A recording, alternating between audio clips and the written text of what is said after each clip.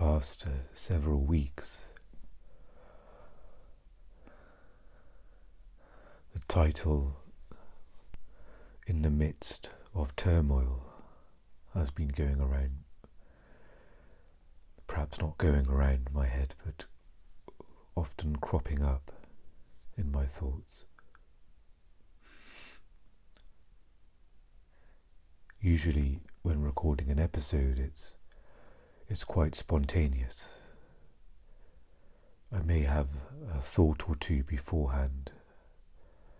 A title such as I mentioned, may just come up, and soon after I may record, but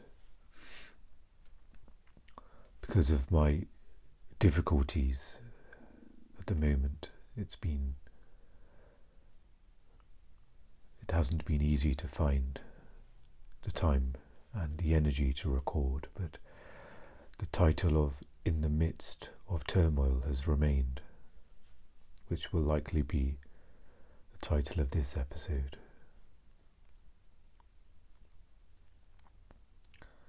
So what is meant by turmoil? Well, for me it is the condition of my mind.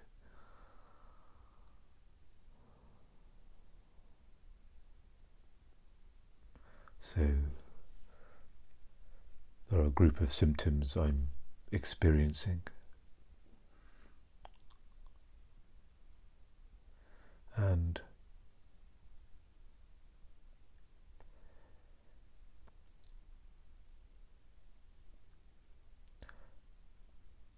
perhaps even the word turmoil is just my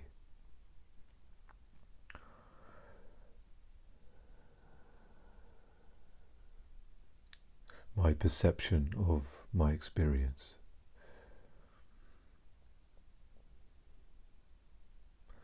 And it's not to say that all labels are bad or using language is bad. It's only if you're looking for something in its totality, you're looking for truth in something that's temporary. So in this instance, with the wording of "in the midst of turmoil," that is of course in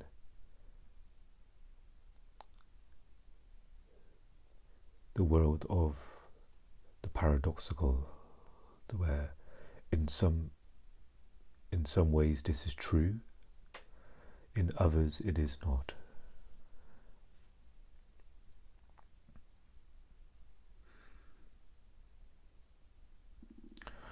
So the turmoil I speak of is the covering up of the present moment.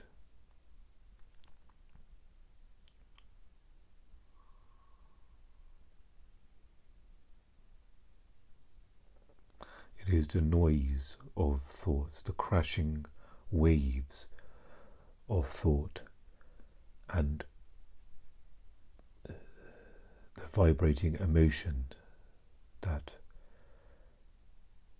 comes from the thought.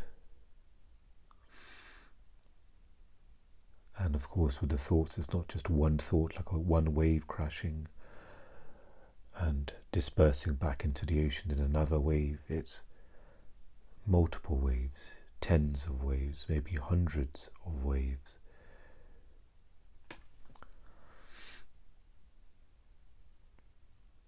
And the difficulty with thoughts is that the wave just doesn't cleanly go back in the ocean. It may create more thoughts, it may create more emotions, and these emotions may not just simply vanish. They may leave remnants behind. Some of these remnants may last a little bit of time, days or weeks, and from those remnants may come more thoughts, more emotions, and some of the remnants may become a bit more permanent. They may form more part of what is understood as pain body.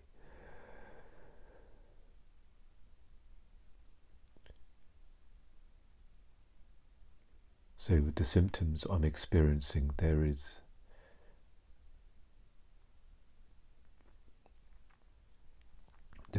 certain challenges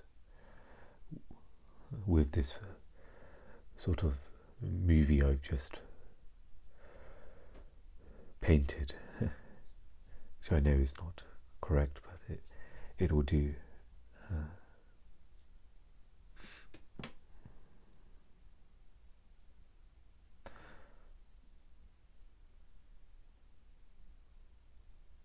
So just as if you were engaging in a silent, still meditation, and then there was a roadside drill a few feet away,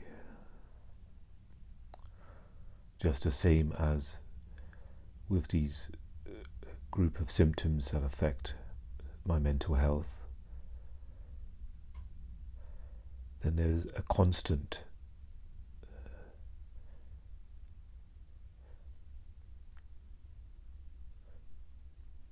dysfunction, obstacles to deal with. And for me, they're quite severe in that they completely cover up the present moment. And all of my attention is dealing with, or perhaps there is no space of when those symptoms appear, and from those symptoms, thoughts, emotions, action happens.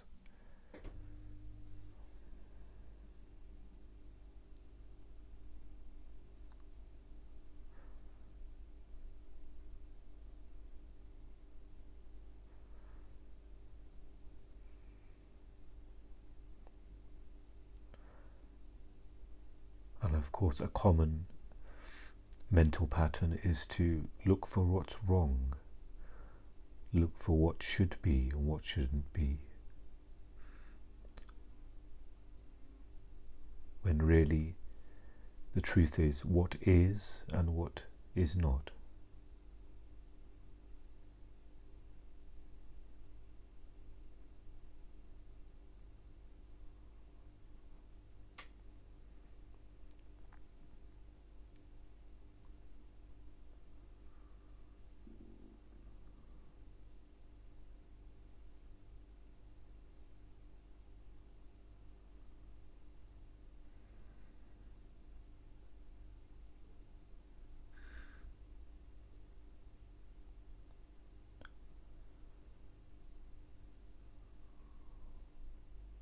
And in my situation, it doesn't appear at this moment that there is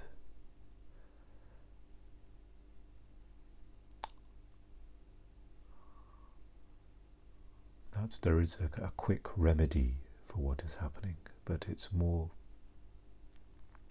and there isn't even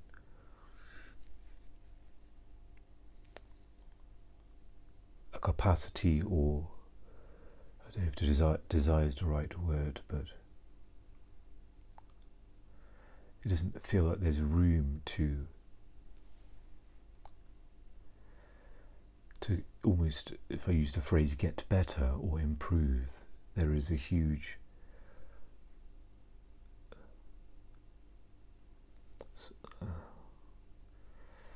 what's the word to use? Almost like a gravitational pull. So it almost feels useless to kind of fight it or oppose it. It's there, the challenges are there. And it's now a case of returning to this simplicity of the present moment.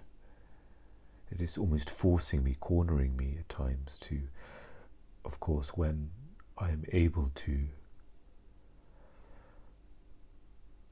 be aware in the midst of turmoil, as the title says.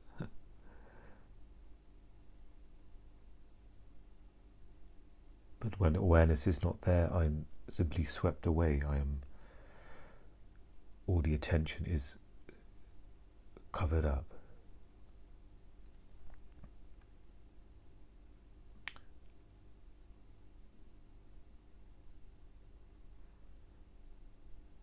And so what seems to be correct is not, in a sense, looking at the big picture. Okay, how can I, yes, on some level, the action is being taken to help remedy and resolve things. But the ultimate remedy and simplicity is just to, okay, am I present in this moment? The mind may want a grand plan, a step-by-step guide. Okay, I do all of these things. It wants control, it wants... And from that same space, it blames and it judges. I need to get better, the mind may say. It's up to me.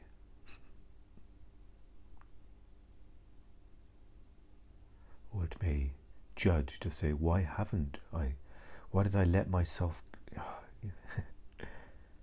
very quickly and very subtly, almost like transparent tissue paper. It's only when you're aware you catch it. When you're not, this veil becomes unseen. It's not there. The veil of ego or the imaginary I. And often for me, this is the case. It becomes part of the perception of reality, the veil of, okay, me and my illness or my mental health or whatever labels are used. And it's not denying this. The challenges are there, restrictions are there, limitations for the time being are there. But on another level, nothing is happening. It is still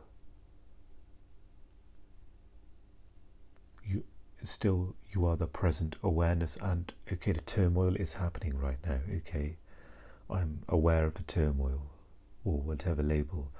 For example, this episode could be called "In the Midst of Ecstasy," and in some ways that's the same as "In the Midst of Turmoil."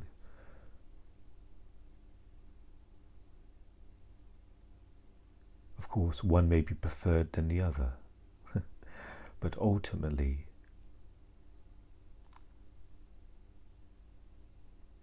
you are simply aware of, oh, okay, there's this happening now, there's that happening, and there's a space around it.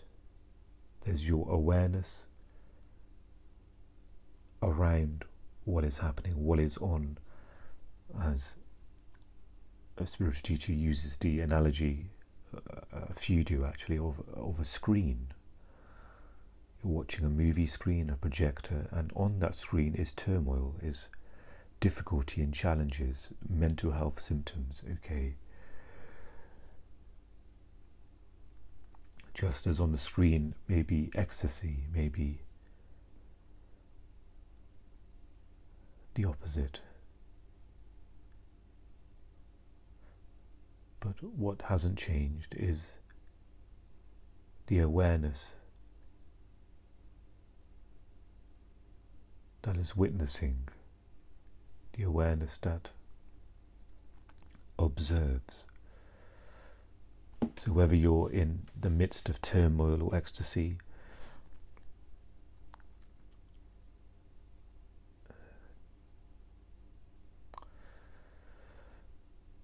it's not you.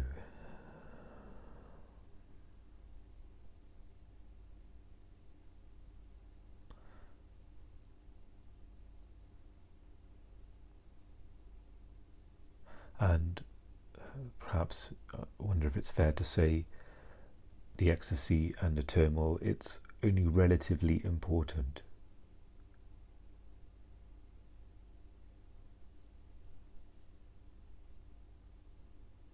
And what's ultimately important is the recognition, the experiencing of who you are, which is, another metaphor, is the canvas that the turmoil or ecstasy is painted on.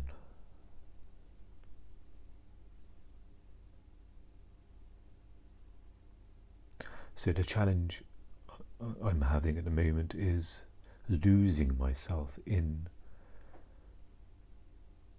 the experience. So I go from experiencer, from observer, witness, the awareness, to the experience, and I can sense the huge limitation in going into being lost in experience, the huge narrowness, limitation, the darkness in there as well.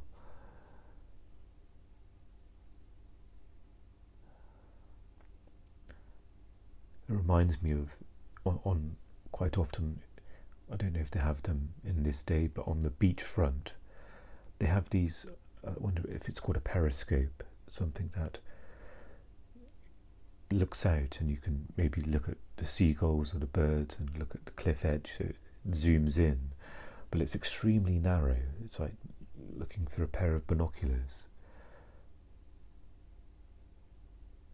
Instead of having the vastness of the space, that doesn't change.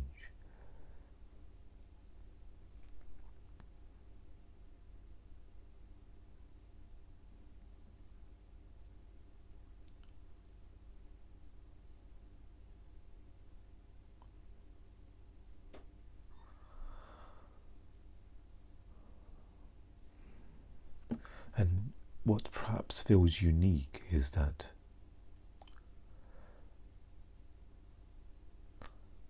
these sort of mental health symptoms that are currently being experienced, the condition of my mind,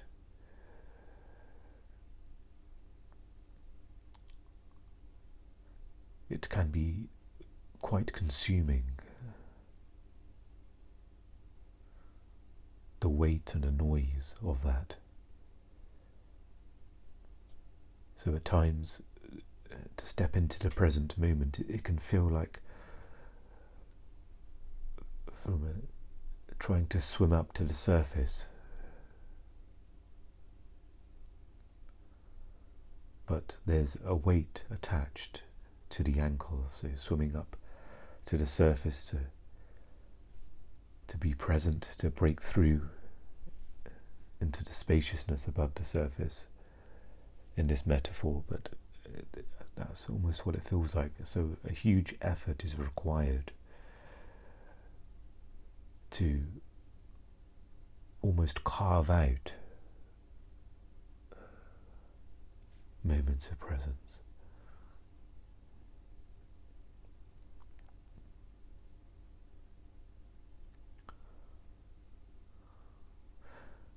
And it's not just that the symptoms can cover up and get lost in them, but they can also serve as a teacher as well.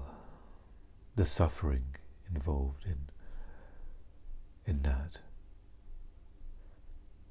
Suffering meaning the identification of me and this illness, or me and these challenges that I, the little I, goes through or is dealing with.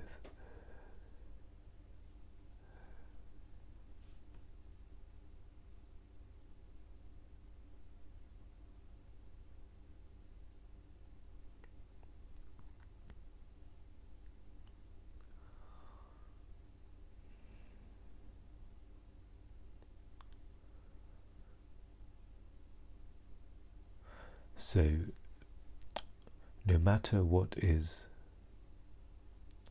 playing on the projector,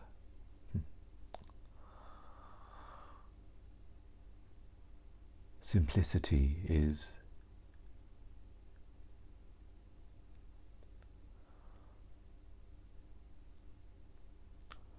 I was going to say simplicity is the truth. Perhaps it's a truthful tool, the use of the simple moment of now to cut through whatever complexity is playing on the screen.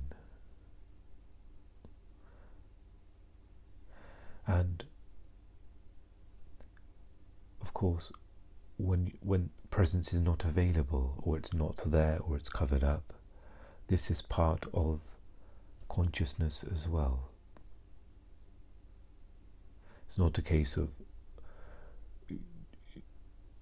disregard the times when we're not present in this. It's all part of that same totality. And on another level, that's probably beyond, certainly beyond my perhaps maturity, presence, maturity and understanding, wisdom, is that we don't choose to become present.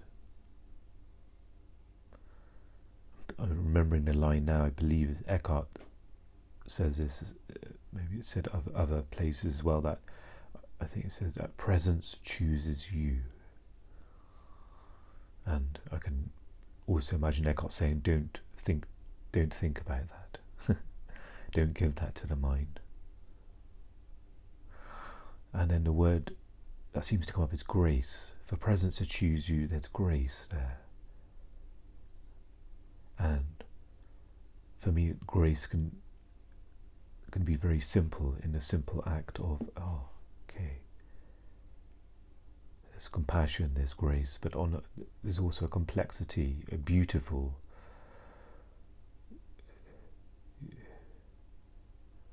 complexity there that's different from the mental complexities of the mind. This is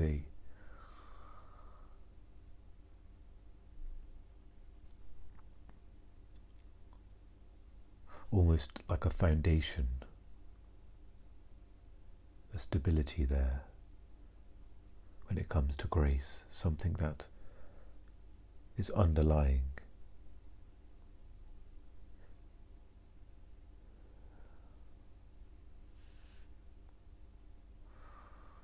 So whether presence is there or not there, that's what is.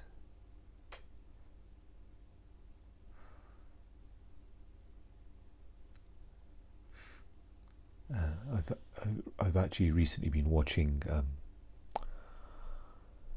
Eckhart's Omega retreat, which was recorded perhaps over 20 years ago now. But and again, my sort of decision, or a thought arise to say, yes, let's watch that. Again, you can refer to that as grace as well. It wasn't me that thought, I've got a great idea, let's watch this. And a thought arose to watch, and so that's been a great help for me the last few days. And it's almost seems like I couldn't have watched it any sooner than that. There wasn't a capacity there to absorb spiritual pointings. If I had watched it beforehand, weeks before, I'm certainly I wouldn't have made it through. Perhaps after 2 minutes I would have turned it off.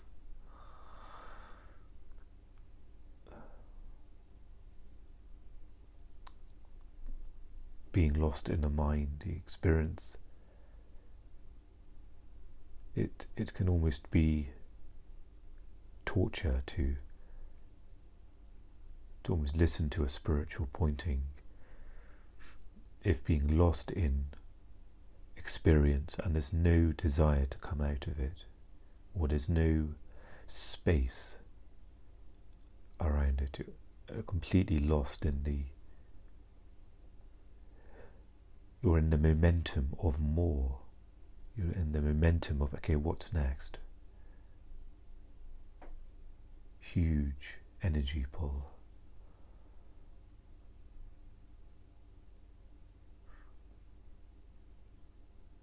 And to be honest, in that space I was in, as proven, I didn't even get to the thought of, oh, let's perhaps watch this. This may help, and that wasn't, and that was okay. That was as it is, as it's meant to be.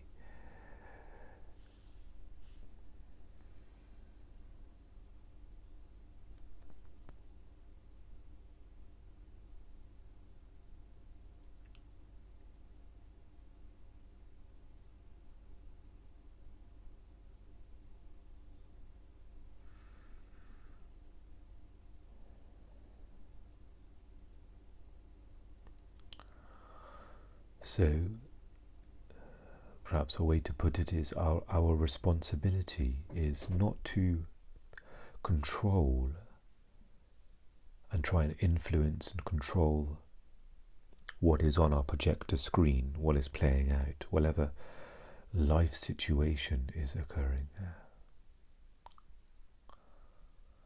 Our responsibility is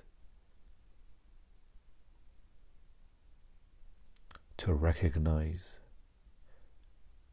to step into, to be the awareness that shines its light on everything else, on the projector screen, and it's not a place of inaction or a place of inertia. It may appear like that to the mind, but whatever action comes from that place of stillness will be what is needed. It will be action that is grounded from that foundation. Use the word grace again. That complete totality and connectedness. Another word could be used as intelligence, versus the periscope of a thought or emotion of the mind, looking through binoculars and trying to make a decision about what you can't see and what you don't have available to you.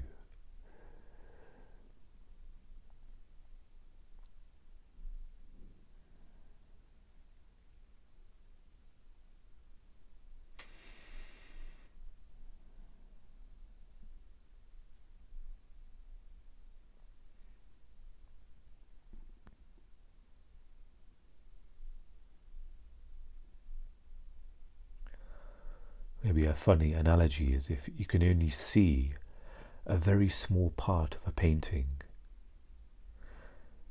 and you decide to change the painting colour without looking at the totality, without knowing the totality of the rest of the painting,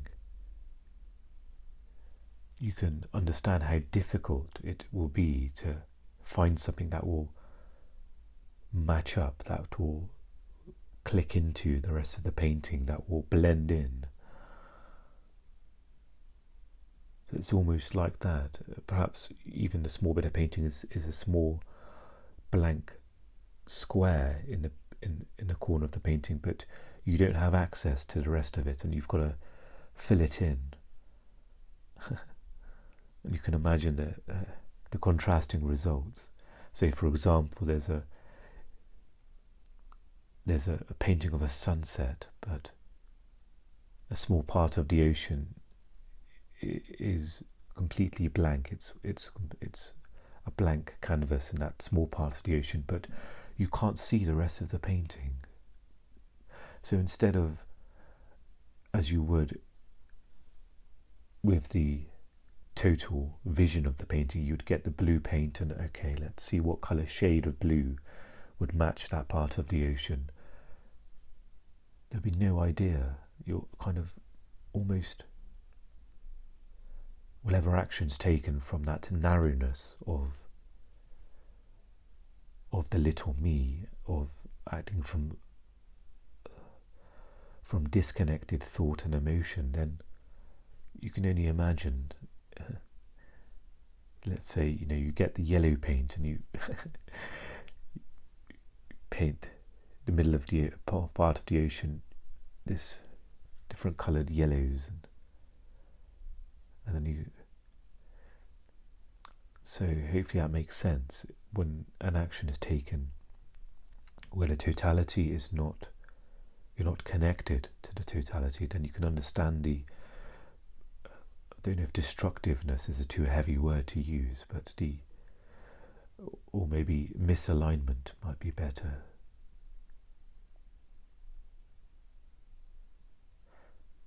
So in that totality, you're flowing with the universal energy. You're not trying to swim upstream. So everything is supported there. The action you take is an extremely deep action. On the surface, it may be very simple.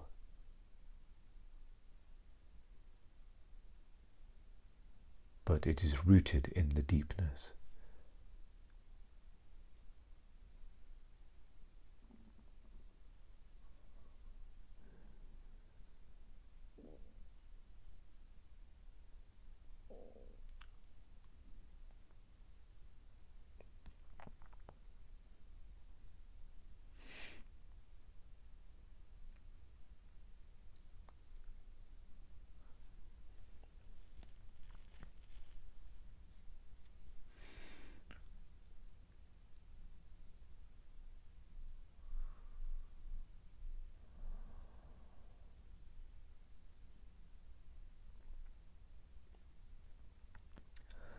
And perhaps at some point you can discard, or in my instance, I can discard the word turmoil. Maybe right now it's serving some kind of purpose, it's giving some kind of shape or understanding, but maybe at some point I won't even. And perhaps to be fair, that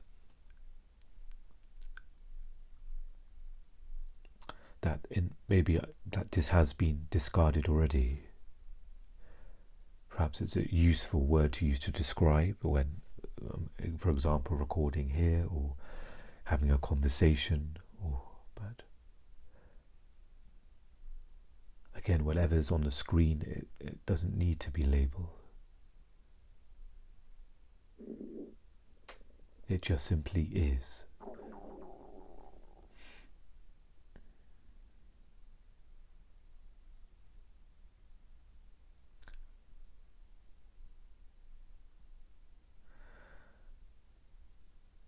And the non-labeling doesn't diminish the experience, however challenging or pleasurable or painful it may be. But it allows you to tend to what is needed. So instead of the chaos and noise, you look at the sort of the ocean wash, all these bubbles and the foam and waves crashing, you see all of that. So it allows you to get access to the stillness and see with a clarity, a universal clarity.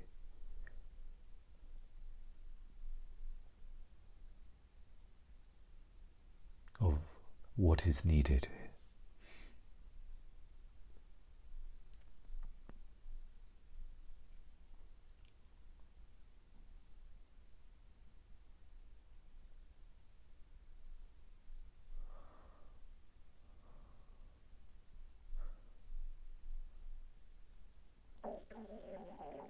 And instead of let's go back to the roadside drill. You're there sitting in a nice park on your meditation cushion and ready for your silent meditation. Perhaps you've begun, and then the roadside drill appears.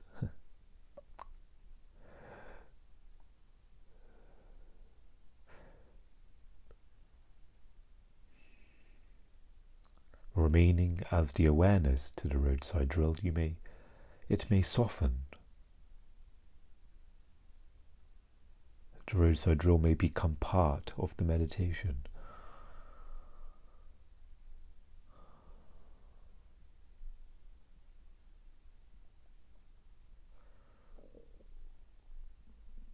It may even reduce in noise. It may be, instead of a annoying, painful noise, it may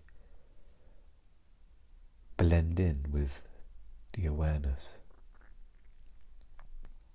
as if the drill has been swapped out for something much less intense.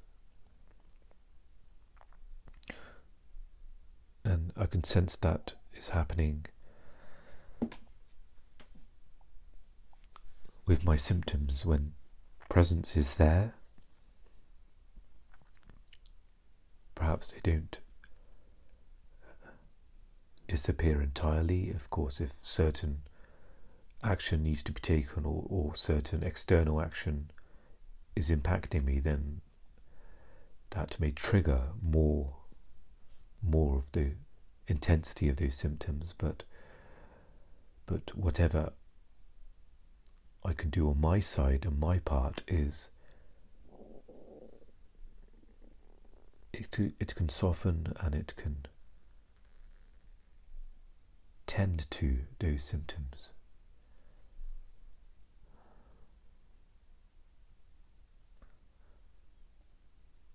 So in a funny way, from this spaciousness,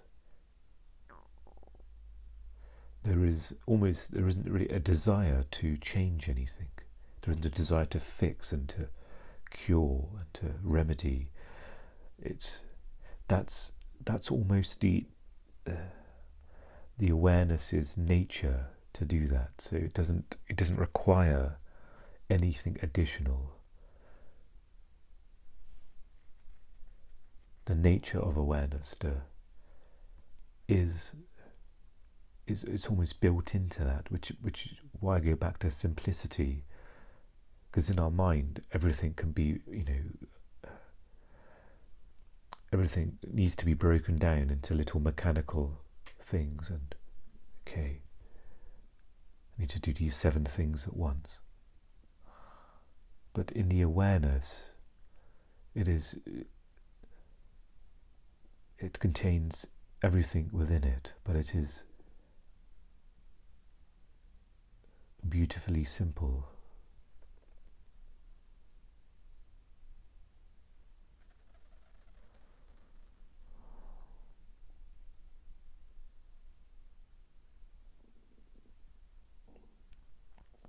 And it is limitless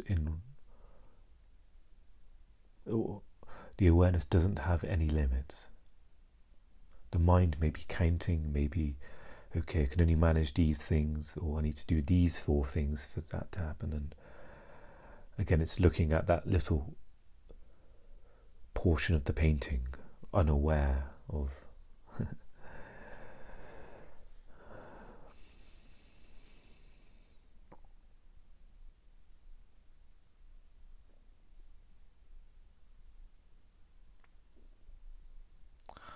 So going back to responsibility, your ability to respond. So that can mean when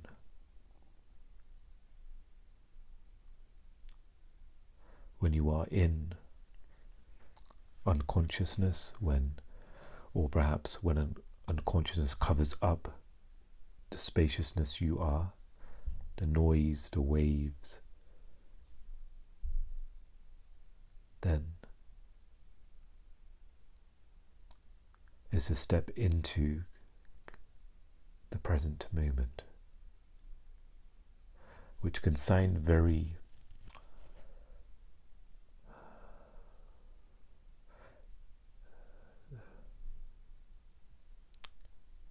can sound too simple, it can sound too rudimentary. Okay, yes, I've got to step into this, okay. But it is the ultimate key. When you're not just looking at the words, but you're going to where these words are pointing to, because pointers are just language. It can become very stale, especially when you've heard things over and over. Okay, the present moment, I get it. Right.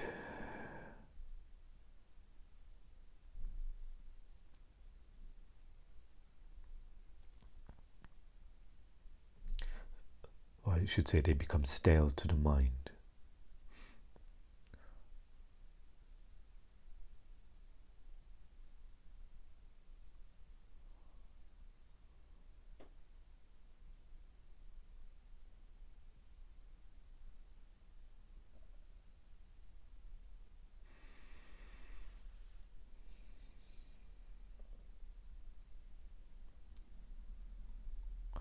And of course, when you choose to become present or choose to step into present, you're present already. In order to have that distinction that I'm not present, it requires presence itself. So,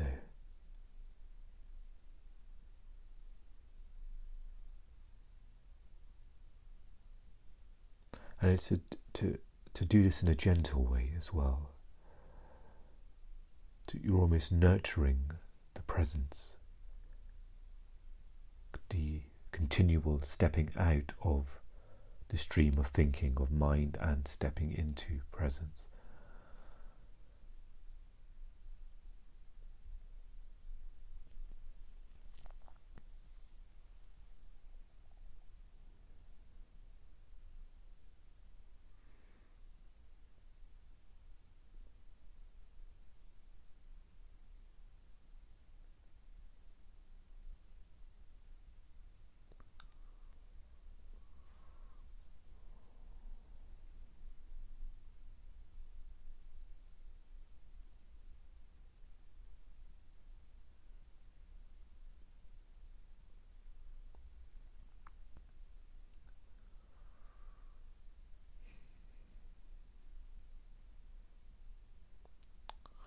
So I'm going to end the episode here of reading a passage from Mooji's book, Writing on Water.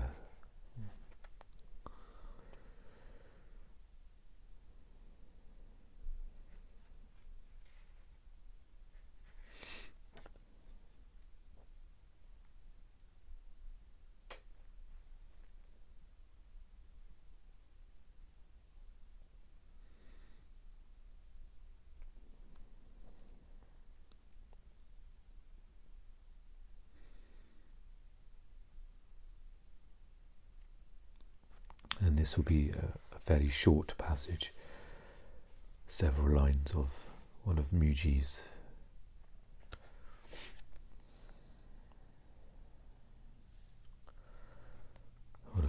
pointings. Yeah. When you are free, all who come into contact with you will be blessed.